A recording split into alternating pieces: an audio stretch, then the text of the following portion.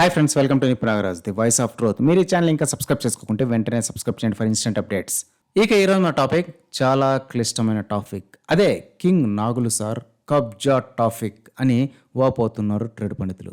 మనకు తెలుసు కదా, లెజెండ్ ఏఎన్ఆర్ యశ్వంటి వాడు మద్రాసోళ్ళు చేసే అవమానాలు భరించలేక ఎవరూ సపోర్ట్ చేయకున్నా కూడా ఆ రోజుల్లోనే రాళ్ళు రప్పలు ఉన్న హైదరాబాద్కి వచ్చి అక్కడ అందరూ వారిస్తున్నా కూడా రాళ్లను పిండి చేసి అక్కడే అన్నపూర్ణ స్టూడియోస్ని కట్టి శివరాకరకు తెలుగు ఇండస్ట్రీ మొత్తం ఇక్కడికే వచ్చేలా చేసిన గనుడు. సొంత డబ్బులను ఏఎన్ఆర్ అలా నీళ్ళలా ఖర్చు చేసేస్తూ ఉంటే ఏంటి నీకు పిచ్చి కానీ ఏమైనా పట్టిందా ఏమిటి అని అనిన వాళ్ళు లేరు అంటే మీరు నమ్మరు. కానీ ఈరోజు అదే అన్నపూర్ణ స్టూడియోస్ అక్కినేని వంశం మొత్తాన్ని పోషించే అన్నపూర్ణ అయ్యింది. ఏఎన్ఆర్ గారి కృషికి నిజాయితీలకు అది ఎప్పటికీ ఆదర్శంగానే మిగులుతుంది. ఇప్పుడు దాని విలువ వెలకట్టలేనిది. దానికి వారసుడు మన కింగ్ నాగుల్ సార్ మాత్రమే. ఒక్క ఇదే కాదు, ఏఎన్ఆర్ గారి సినీ వారసత్వ సంపద మొత్తం కూడా ఒక్క కింగ్ నాగుల్ సారే దక్కించుకొని క్యాష్ చేసుకున్నాడు. ఒక దశలో కడుపు నిండాక ఇంత ఇచ్చిన సొసైటీకి కొంతైనా తిరిగి ఇవ్వాలి, లేకుంటే లావ్ అయిపోతాం అని ఏదో సైన్మాలో డవిలాగు చూసాం. కానీ కింగ్ నాగులు సార్ అదేమీ చేయటం లేదు. అప్పటి వైఎస్ఆర్తో ములాఖత్ అయ్యి ఆయన కాంగ్రెస్కి ఫ్రీ పబ్లిసిటీ చేసే నెపంతో లోపల శానా పనులు సక్కబెట్టుకున్నాడని ఆఫ్ ది రికార్డ్ ఇప్పటికీ డీటెయిల్స్ ఉన్నాయి.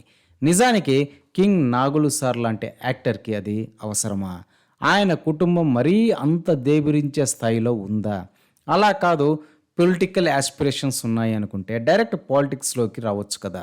అలా కూడా చేయలేదు, ప్రజల ముందుకు రానే లేదు. కానీ ప్రజల ఆస్తులు మాత్రం మాకు కావాలి అంటే ఎలా?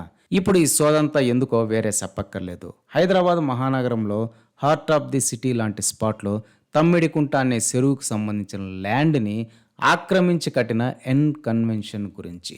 జూబ్లీ హిల్స్ నుంచి మాదాపూర్ వెళ్ళే రహదారిలో ఎవరైనా ఈ ఎన్ కన్వెన్షన్ని రోడ్డు పక్కనే చూడొచ్చు.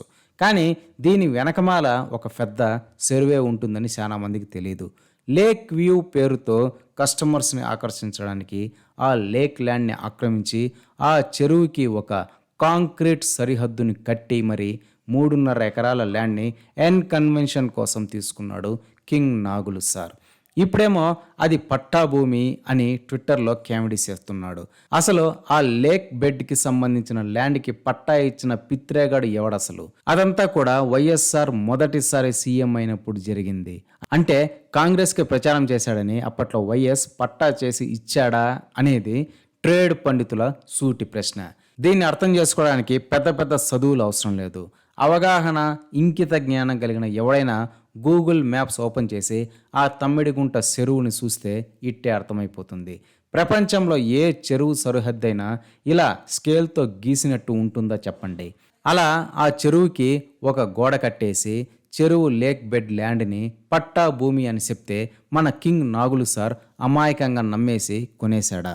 దీనికన్నా నాది తప్పైపోయింది అని ఒప్పుకొని ఉంటే జనం ముందు హుందాగా ఉండేది అక్కినేని సార్కి. ఇంతటితోనైనా ఈ విషయాన్ని ఆపెత్తున్నాడంటే అదేమీ లేదు.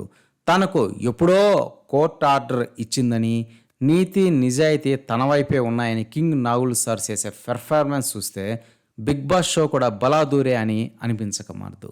ఈ సారు ఒక్కటి గుర్తుపెట్టుకోవాలి, జనం అమాయకులు కాదు. ఆ ఎన్ కన్వెన్షన్ అక్కడ ఎలా వెలసిందో, తర్వాత కేసీఆర్ దయతో ఎలా కంటిన్యూ అయిందో అందరికీ తెలుసు. ఇప్పుడు రేవంత్ రెడ్డి యాక్షన్ తీసుకున్నాడు అంతే. అంత మాత్రాన ఇన్నాళ్ళు అది సక్రమ ప్రాపర్టీ అని అనడానికి లేదు. ఇప్పటికే దాన్ని అడ్డం పెట్టుకొని సంపాదించిన రెవెన్యూ చూసుకొని కింగ్ నాగుల్ సార్ హ్యాపీగా ఫీల్ అయ్యి సీన్ నుంచి పక్కకు తప్పుకుంటే మంచిది. అలా కాదని నా రేకుల షెడ్ని అక్రమంగా కూల్చేశారు అని సింపతి గేమ్స్ ఆడాలని చూస్తే జనం ముందు కామెడీ అయ్యేది కింగ్ నాగుల్ సార్ తప్ప వేరెవరు కాదనేది ట్రేడ్ పండితుల వాదన. ఇదే ఫ్రెండ్స్ ఈరోజు టాపిక్. ఇలాంటి లేటెస్ట్ అండ్ ఇంట్రెస్టింగ్ టాపిక్స్ కోసం please subscribe to Nipunagaraj the voice of truth and please like, share and comment this video with your valuable opinions. See you again.